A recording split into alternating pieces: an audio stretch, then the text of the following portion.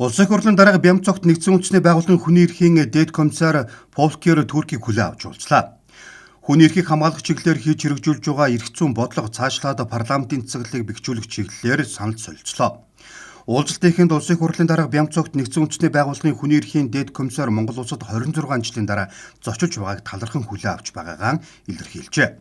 2020 онд хууль зүйн байнгын орооны даргаар ажиллаж байхдаа Монгол улсын хүний эрхийн үндэсний комиссийн тухай хуулийг санаачлан боловсруулж, нэгдсэн үндэсний байгууллагын Парисын зарчимд нийцүүлэн баталснаар комиссийн гишүүдийг хараат бусаар олон нийтээс сонгох төсөв үйл ажиллагааны бие даасан байдлыг хангах эрх зүйн очныг бүрдүүлсэн. Жишээ нь Монгол улс 2000 онд хүний эрхийн үндэсний комиссийг байгуулж 2003 онд хүний эрхийн үндэсний үйл ажиллагааны хөтөлбөрийг баталж 2016 онд цаазаар авах ялыг халж 2021 онд Аз нутгийн далайн бүсийн хэмжээнд хүний эрхийг хамгаалагчийн эрх зүйн байдлын тухай хуулийг баталсан. Хүний эрхийн үндэсний үйл ажиллагааны хөтөлбөрийг шинжилэн батлахаар ажиллаж байна. Нэгдсэн үндэсний байгууллагын хүний эрхийн дэд комиссар Volker Türk Монгол улс хүний эрхийг хамгаалахтай холбоотой системийн шинжилгээг үр дүнтэй хийсэн гэж үнэлж байгаагаа онцолжээ.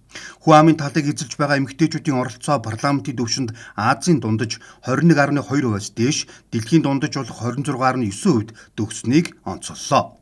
Мөн Монгол улсын хүний эрхийн үндэсний комисс олон үзүүлэлтээр үлгэр жишээ, сайн туршлага харуулж байгааг онцолж байлаа. Үүнээс гадна дэлхийд даяараа хүний эрхийн үндэсэд залуу үеийг татан оролцуулах асуудалд анхаарлын төвд байгааг тэмдэглээд энэ чиглэлээр хамтран ажиллахад нээлттэй байгаагаа мөн илэрхийлжээ.